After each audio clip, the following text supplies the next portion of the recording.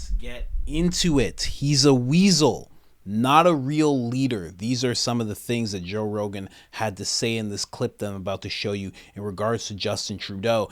Joe Rogan has not been silent whatsoever in regards to how he feels Canada is looking and in regards to how he feels about Justin Trudeau. He has let it rip multiple times, and this time is no different as he's sitting down with Tom Green. So what I'm going to be showing you in this is the Joe Rogan clip, of course, because that's how we love to start it. Then I'm going to be showing you some clips of Jordan Peterson talking about Justin Trudeau, and then we're going to be answering a question. Who do you think should be Prime Minister? Joe Rogan, because in this clip, that's on the table. Tom Green has a proposition for Joe Rogan, or Jordan Peterson. Now, that's an election I like. I like that. I like that type of election. Let me know in the comments who you think would be a better leader for the country. Let's get into it right now. Don't forget about IamCoachColin.com. We got Soul Not For Sale. We got different variations. We got Public Enemy #1. You know who that man is. We got anti-mainstream stuff, We the People stuff, presidential mugshots, all sorts of stuff. Discount code is IamCoachColin, all capital letters, all one word, one L in the name Colin. Let's get into this clip. He might not get elected the next time, and then that'll be just like it is down here. I hope he doesn't. Might just be like it is down here. If he gets elected again, you guys are gluttons for punishment. Yeah, it could be. It could be the same as here. Biden could get elected again. Trump could get elected. It's sort of like this is. I was thinking the other day. I'm almost kind of wondering. This is obviously a stupid idea, but I'm wondering, like, maybe wouldn't it almost be better if we just got rid of the elections and just let the conservatives run it for 4 years, and then just automatically the liberals run it 4 years. I can pick a million holes in why that wouldn't work, and just let it go back and forth, and then people can just be like, okay, let's just all get along. Let them have 4 years at running the country, do what they do. Let the other side run for 4 years. It's kind of a pendulum that goes back and forth anyways. And then we can kind of get back to, just all getting along. And even if that did happen, the same problem would take place. And it's that the people that are embedded, that are running the government, the real people behind the curtain, they're always there. Yeah. They don't get elected. They're always there. And those are the people that are actually running the government. So it would be the same horse shit that we're dealing with now. Every 4 years, some new spokesperson comes in play, and they do a bunch of shit that pisses off half the country. And at the same thing, behind the scenes, the same people are running things. Yeah, it's so frustrating. And I got to the point where I started to kind of just try to disconnect from the conversation, which sounds sometimes I feel bad about it because you want to have a social contribution awareness. But then you go, man, I just don't feel like talking about the same thing over and over again. It's like, But, what I was going to say though is that, like the whole system is set up so that one person can't be in control for too long. That's the whole idea about term limits. You got 4 years and then you get elected again. You get another 4 years and then you're fucking done. I'm just saying this. This is not something that I fully support, but there's something to be said for someone staying in there for a long time and getting it right if they're good at it. Yeah. Right? Yeah. I mean, if I was in any other job, it would backfire with power and control. The problem is we are terrified of having someone like Putin, who's in control of Russia for decades, right? No, for sure. But if you had someone who was good at the job, you would want them to stay on the job. Like if you had the best CEO of your company, you're making record money and everything's doing great and the products are incredible, you'd want to keep that guy as a CEO. He's obviously killing it. When Steve Jobs was running Apple, he's killing it. You don't want to remove him as a CEO. Because you know how long it takes to build anything, right? Right. And how long it takes to get good at your job. To build anything. Right. And to figure out who are the right people, who's backstabby, what are the issues? Who's trying to climb the political ladder and they're just thinking about themselves only. They're sociopaths. Figure it out. It takes a long time to fucking work your cabinet out. If you had a president that was a young president that gets in at like 38, 40 years old and 20 years of running the country correctly, that's what most of these dictatorships have as a benefit. Yeah. It's horrible for the people. But the benefit of having one guy run things and just keep it locked up and this is the right way to do it. We've been doing it this way forever. This is correct. Yeah. It's interesting that you got a couple. The most important job ever, and a new guy gets it, or a new woman, never yet, but someday, every 4 years. Yeah. That's crazy. And often trying to undo everything that was done the 4 years before. Yeah, so that's what term limits brought in. But then on the flip side, we don't have term limits in Canada, and Trudeau's going to be there for, if you're not a fan of Trudeau, you go, I wish we had term limits, because he's been there over 8 years now, right?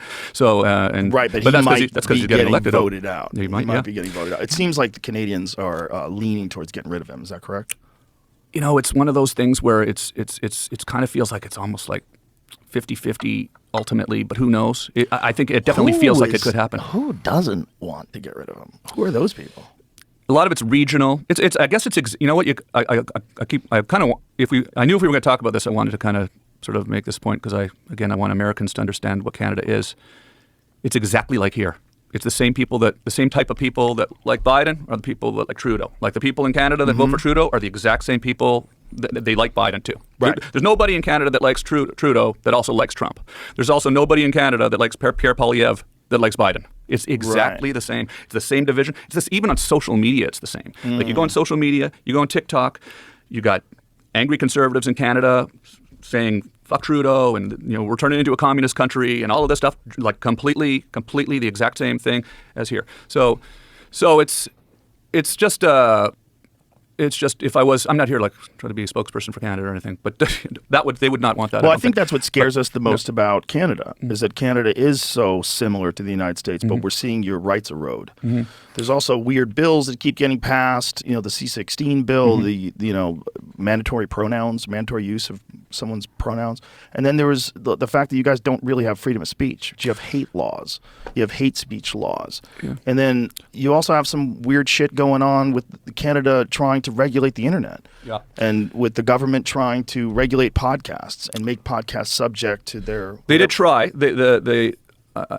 did a little research on this in case it came up. They tried, and they haven't put into effect that regulation of the internet as far as regulating disinformation. That has not been put into effect. And Trudeau actually said he would not put that into effect. It was a sort of a subset of it's sort of like you've got your extreme left wing here, and then you have cooler heads, and they did not actually put that into effect. Is it still on the table? Trudeau has said that he would never put that into effect. Well, I think he's saying that now because he knows he's fucked. And so the Canadian Charter of Rights and Freedoms, okay, that's kind of like our Constitution, I guess. They say we have freedom of expression, freedom of the press, freedom of assembly. So we do have the fact that you have elements of your government that would even consider that. Yeah, but it's like here. Terrifying. It's like here. It is. Like here. And that's the same. It's just the same. Kind of it's the same thing. Like if you don't agree with it, then it's the same thing as fuck Joe Biden. It's the same thing. Fuck Trudeau. Because it's interesting. Like I just really want Americans who are just not have never been to Canada. To understand that, are you working for the Canadian Ministry of? I would consider it something. Tourism and travel. You know what I was thinking about? Like in Canada, you don't have to be born in Canada to run for Prime Minister.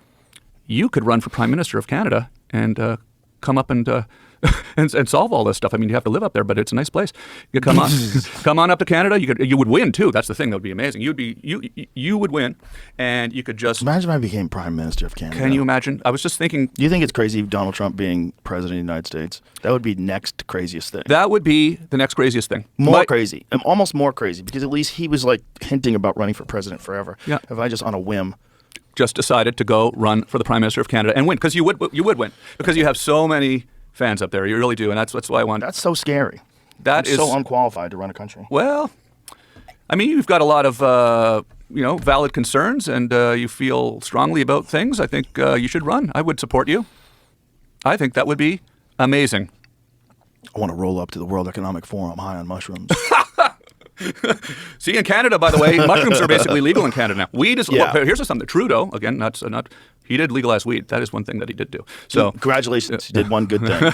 It's just he's a weasel. That's the problem. He's what I don't like in leaders. This fake bullshit, fucking nonsensical gaslighting. That shit drives me nuts. It's so creepy. And then using all the inclusive terms to make it seem like everybody else is a piece of shit, and you're an amazing human being, and you're on the right side of progressive movement. And it's all just a bullshit act to stay in power. Yep. And when you see politicians do it, they just fucking wet their finger and try to figure out which way the wind's blowing and say those things, and then act in the interests of whatever money got them into that position in the first place. Yeah. Whatever machine is behind them, whatever support they get. That's all they're doing. And those types of politicians, that's not the only kind you can have, It's kind of like, you can have real leaders. They do exist. It's such a...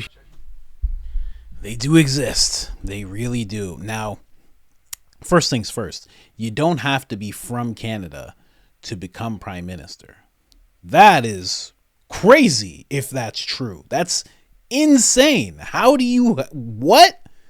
What? So that means listen, I got no problem with these. Some guy from China who was like in the Chinese government could go to Canada and run for prime minister and win? Hey, you can't do that. That's crazy. You have to change that law immediately. Immediately, that law has to be changed. Joe Rogan can actually he could really just go and just be like, I'm running for prime. He could just announce it on his podcast, I'm running for prime minister. And he could have all sorts of money to back it. People would back him and he could win. Let me tell you something. If I'm prime minister of Canada, you know what I'm doing? I'm White House door opens. President Trump, how are you? It's good to see you. I'm glad you're where you're supposed to be. Now, let's merge these countries. That's it. All those provinces. What is it? Alberta? They got Regina. They got Ontario. Vancouver. All of it. All of it. You're all states now. Welcome back.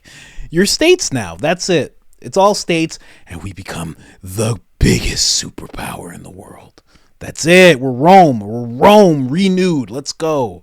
That's what I'm doing for sure. Oh my gosh. In a heartbeat.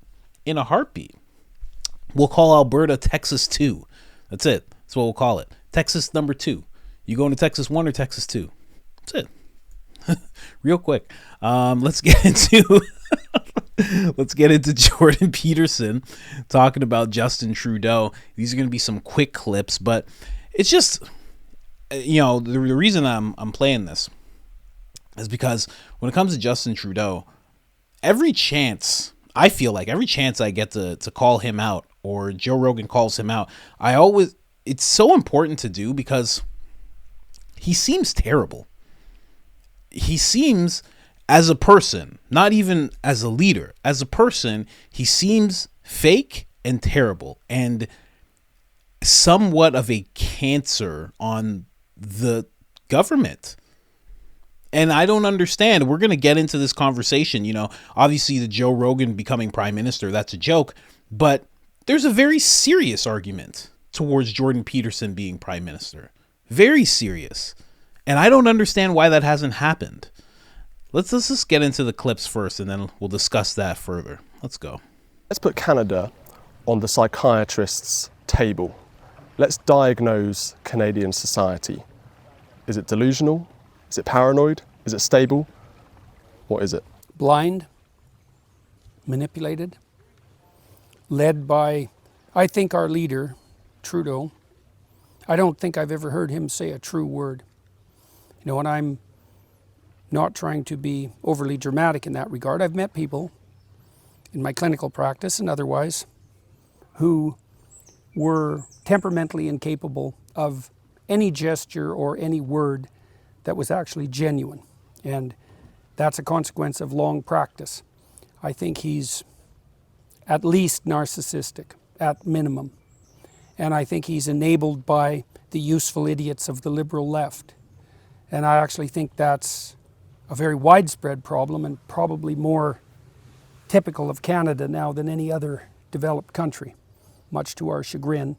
So there's a developing body of research on left-wing authoritarianism. Now, the social psychologists, who are a pretty woke bunch, denied that left-wing authoritarianism existed from the end of World War II until 2016. And when the first work on left-wing authoritarianism came out. Now, the way you study something like political belief is you take a large corpus of questions about political attitude, several hundred, let's say, and you subject them to a statistical analysis that tells you how they sort. And so imagine you're likely to agree with one question, then you're more likely to agree with another related question. If you disagree with the question, there will be related questions that you're likely to disagree with. A sophisticated computer program, it's kind of a primitive AI system, by the way, can sort those questions, and then you can tell if there's a clump of them. And at the time, 2016, the idea that there was such a thing as a politically correct corpus of beliefs was derided as a right-wing conspiracy, so we decided to test that. And it was clear that you could identify a group of beliefs that were progressive, let's say, but then you could identify a variant of that that combined hypothetically progressive goals with authoritarianism, which was really the willingness to use fear and power and compulsion to force. So then there's an alliance, let's say, between compassion and force, and that makes you a left-wing authoritarian. Now, we looked at what predicted whether or not you would be a left-wing authoritarian, and we found that the biggest predictor was low verbal intelligence. Right, and it was a walloping predictor. It was more associated with left-wing authoritarianism than it was with academic performance. And those are basically the same thing, right? General cognitive ability and academic performance. So to find a relationship that was even more powerful was quite the shock. So when you ask yourself, how can people be clueless enough to buy the politically correct line, the answer is, well, they're not very sophisticated verbally. And so if you offer them a solution that's a one-stop fits all solution, it's all power, then they buy that because it's a comprehensive explanation for the world. There's a self-serving aspect to it, and they have no capacity for critical thought. The second best predictor was being female. The third best predictor was having a feminine temperament, independent of whether you were male or female. And the next best predictor was having ever taken a course that was explicitly politically correct in its aims. So we were well on the way to publishing that, although that's when my career blew up, and it only ended up being produced in a master's degree format. But since then, there's been a lot of additional work done on left-wing authoritarianism. And so people have been looking at the relationship between left-wing authoritarianism and something called the dark first triad and then tetrad. Okay, so in British Columbia, there was a professor named Robert. Okay, I let that run a little long because that was fascinating. And it really did, without me meaning to, it did touch on Justin Trudeau. And maybe why some people actually did vote him into office. He doesn't seem he is very, Joe Rogan has talked about it all the time. He's nice looking, has nice hair, he's pleasant. But not a verbal master like somebody like Jordan Peterson. Not even close. Very verbally unsophisticated. Very, very interesting stuff. Very interesting stuff. Here's another clip, Jordan Peterson, quick one, talking about Justin Trudeau. Let's go. And you can imagine that's not a positive. Wow. Come on, Colin. You know better than that. Let's go. Specter for someone who's on the left, or even a liberal, especially, and Trudeau's quite a bit on the left. And they said, we need you to run. And then I thought, okay, well, the answer to that should have been no, because Justin has no training for this, no experience. He's a part-time drama teacher fundamentally. He hadn't run a business. He just didn't know enough to be prime minister. But then I'm trying to put myself in his position. So it's like, okay, I don't know enough, but I'm young and we don't want the Conservatives. And they had a run, a 10-year run. So maybe it was time for a new government. Maybe I could grow into this man. Maybe I could surround myself with good people and I could learn humbly and I could become the person I'm now pretending to be, which we all have to do as we move forward, right? And so then I thought, okay, I think you made a mistake there because you ran only on your father's name and you didn't have the background. But let's give the devil his due and say that's no problem. Okay, so now what do? Well, you get elected and your first act is to make the cabinet 50% women, despite the fact that only 25% of the elected members are female. It's like, okay, you just halved your talent pool.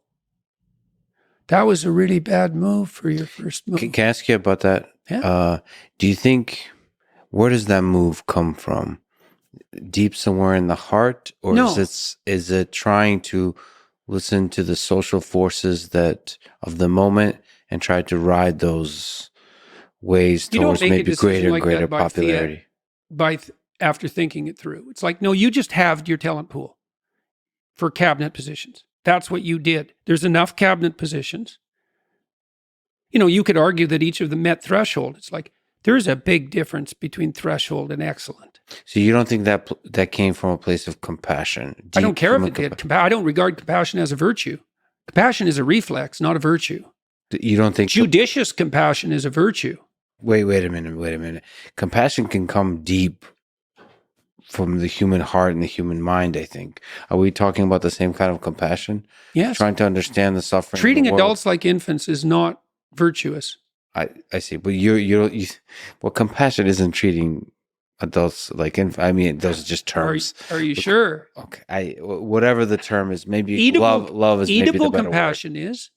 I mean, I suppose I'm speaking to love. You don't think those ideas came from concern? Love is compassion. You don't think love those... is a blend of compassion and encouragement and truth. Love's And complicated, truth. man. Yeah, it if has a I lot love of good you, things in it, if yes. I love you, is it compassion or encouragement you want from me? Yeah, it's a dance. Love is definitely a dance of two humans. Ultimately, that leads to the growth of both. Well, yes. that's the thing. The growth element is crucial. Yeah. Because the growth element, to foster the growth element, that requires judgment. Compassion and judgment, well, even, and have been conceptualized this way forever, two hands of God, mercy and justice. They have to operate in tandem, right? And mercy is, flawed as you are, you're acceptable. It's like, well, do you want that? Do you want your flaws to be acceptable? And the answer to that is no. It's like, well, that's where the judgment comes in. It's like, but you could be better. You could be more than you are. And that's the maternal and the paternal in some fundamental sense. Wow. Glad to see Lex still going to school, even though he has all those nice degrees. Good to see him still sitting in front of a professor learning things. That's so the reason I played that part, well, he talked about Justin Trudeau a little bit and how he was just not somebody that was cut out for this job whatsoever. And that touches on what Joe Rogan was saying, how he's so deeply unqualified to be Prime Minister of Canada. And then I go back again to this argument that Jordan Peterson seems like he's very qualified. If you want to go based on an education stance, he has that. If you want to go based on a political stance, he's been engrossed in politics since he was 14 years old. He actually learned. He went from believing in socialism to growing up, like as a teenager he did, growing up, realizing that that was the wrong thing to do. And now he's very conservative. He's actually gone through the whole spectrum, understands both sides, but doesn't just understand them politically, actually understands their psychology. Seems like somebody with that type of understanding could bring people together, very much so. Now, I just want to go really quick back to, for a second, compassion plus force equals left-wing authoritarianism. I want you to think about that and look into that as you're moving through the world, because that sparked some, that in my mind is how they position inclusivity. When they want to be inclusive, it's a reflex, as Jordan Peterson was just saying, of compassion, and then they take that reflex and they apply force to it. So they force you. Wow, that's very interesting. It's a reflex to force you to be accepting, to be tolerant of so many different things, from LGBTQ to pronouns to certain rights being taken away from you. It's this reflex, as it seems, this compassionate stance. They always seem like they're taking this compassionate stance, and it's always coupled with force. It's just always learn when you're listening to Jordan Peterson. There's another clip of him talking about Justin Trudeau again. Let's go to that. I'm not interested in monetary policy. Of course. Sorry about that, guys. Jesus. Okay, but you're a prime minister. And he's expressed admiration for the Chinese Communist Party because they can be very efficient in their pursuit of environmental goals. It's like, oh yeah, efficiency, eh? The efficiency of the tyranny in the service of your terror. And so, and I've watched him repeatedly and I've listened to him a lot, and I've tried to do that clinically and with some degree of dispassion. And that's hard too, because his father, Pierre, devastated the West in 1982 with the national energy policy.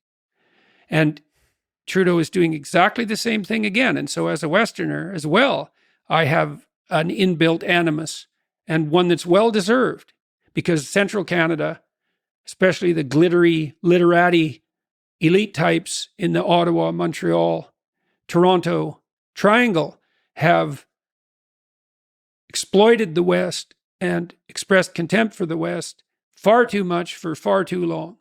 And that's accelerating at the moment, for example, with Trudeau's recent attack on the Canadian farmers. He's an enemy of the oil and gas industry, which is an utter and absolute bloody catastrophe. And look what's happened in Europe, at least in partial consequence. And he's no friend to the farmers. So I've tried to steel man him, you know. I try to put myself in the position of the people that I'm criticizing. I think he's a narcissist. Do you think there's a degree to which power changed him? If you're not suited for the position, if you're not the man for the position, you can be absolutely 100% sure that the power will corrupt you. How could it not? I mean, at the least, if you don't have the chops for the job, you have to devalue the job to the point where you can feel comfortable inhabiting it. So, yes, I think that it's corrupted him. And I mean, look at him doubling down. We wear masks in flights into Canada.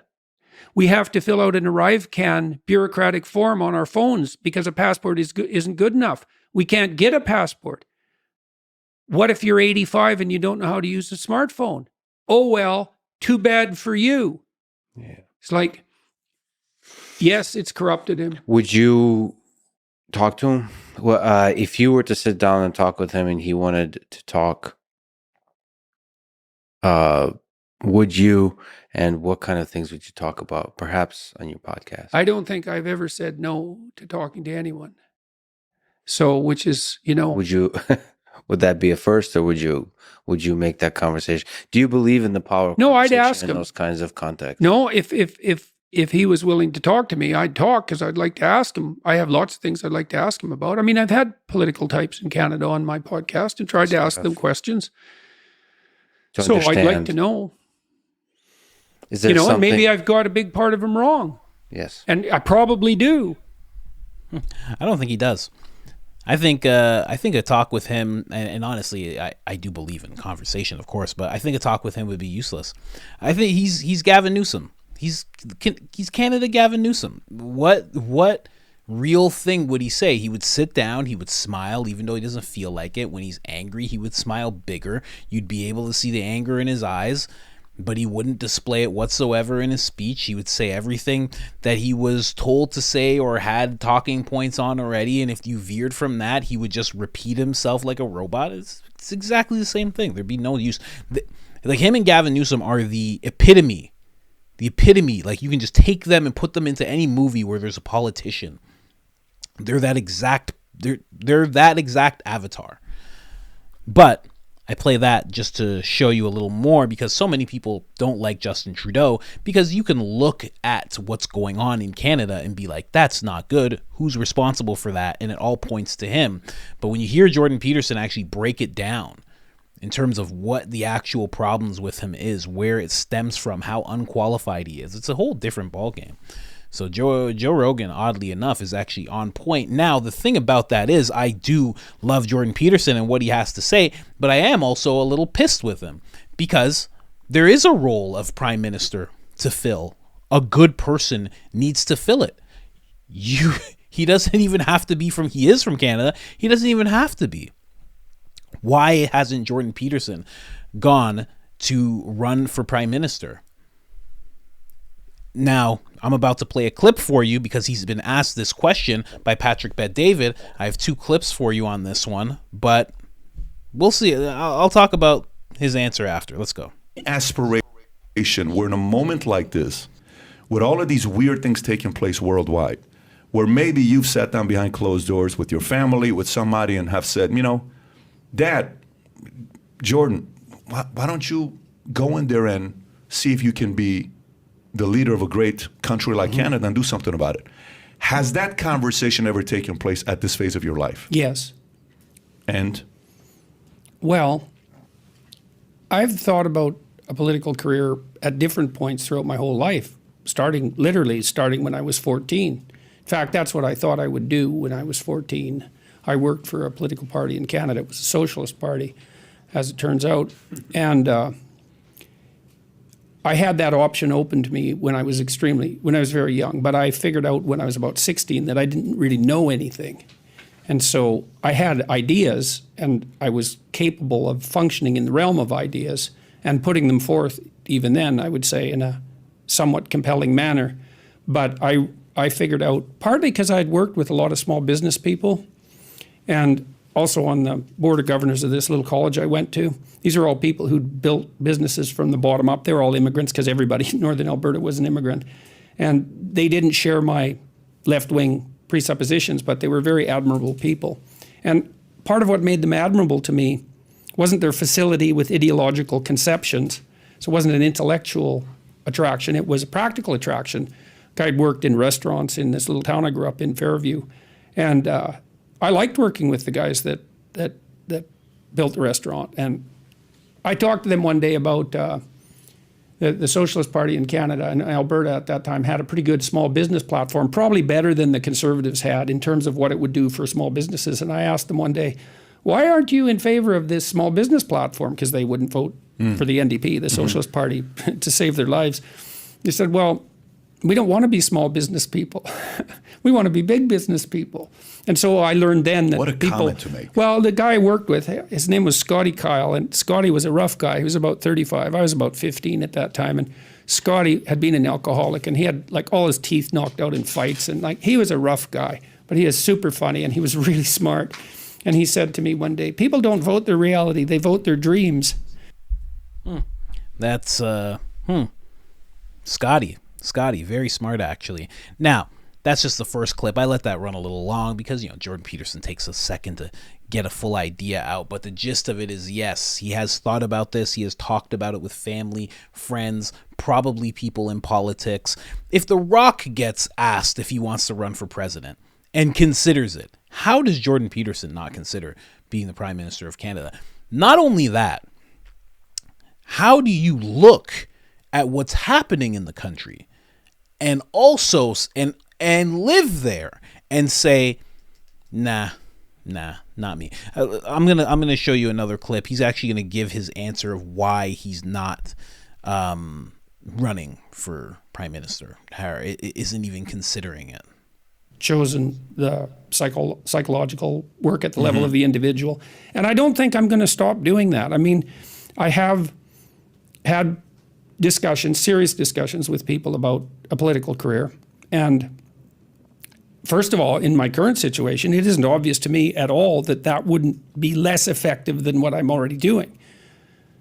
So that wouldn't be less effective it'd be than less what you're already effective. doing. Yes, it would be less effective for me to. What do you mean by that?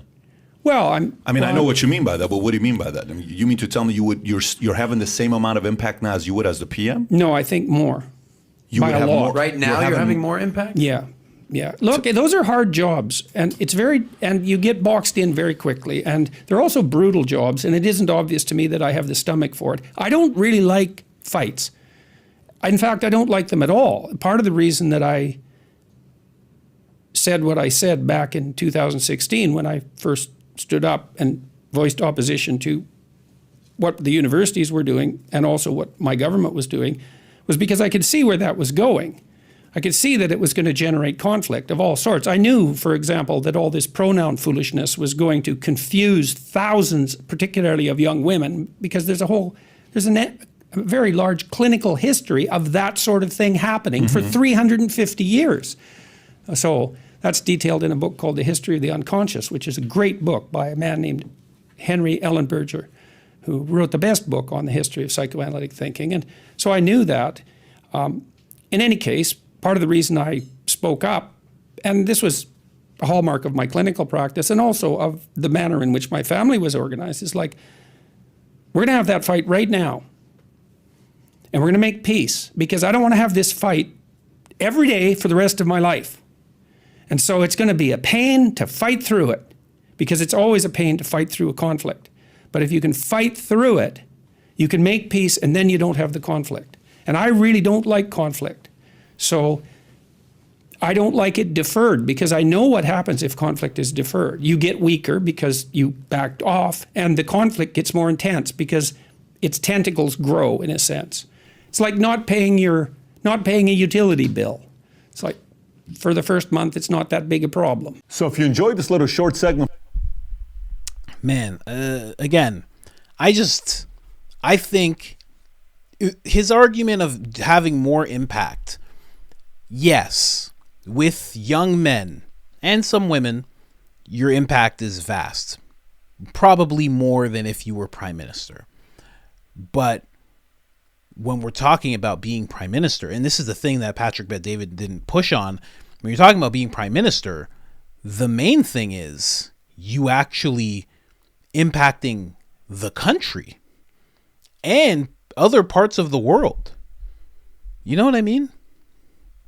I don't know, man. It seems to me him not running for prime minister, when he can see what Trudeau's doing, when he can see what's happening in the country, when he can see and hear person after person talking about how it's becoming this weird communist place, knowing what happens when all this gender pronoun stuff comes out, knowing where it goes, and still just sitting by and being like, I'm just going to go give speeches all around the world. It's like, yeah, you're having great impact. You are. His legacy and his impact is like solidified, but you could change the entire country. You can change where the country's going, because right now, if Trudeau does continue to run the country, where does everybody think it's going to go? It's only going to get worse. It's only going to become more regulated. There's only going to become more restrictions, more hate speech laws. It's going to get to the point where you could be somebody, like in the UK, you could say something on Twitter that annoys or upsets someone, because that's actually a law in certain places, and you could go to jail. 3,300 people, I believe it's in the UK, have gone to jail for certain tweets that they've put out. That's not far from Canada. I've already done episodes that show when people on Instagram and Facebook, when they look up certain news sites in Canada, they get this message that you think you'd only see in China or Russia, where it's like, you can't see this content. You can't see this news. I'm just going to sum it up. I think him not running for prime minister and bringing that country into a greater place is one of the most maybe unaware and selfish things that he's ever done. I'm just going to sum it up like that. I think he should run for prime minister. And if he doesn't, Joe Rogan will, and then mandatory DMT for everybody. So get ready for that. Anyways, guys, like, subscribe, all that good stuff. And other than that, I'm out.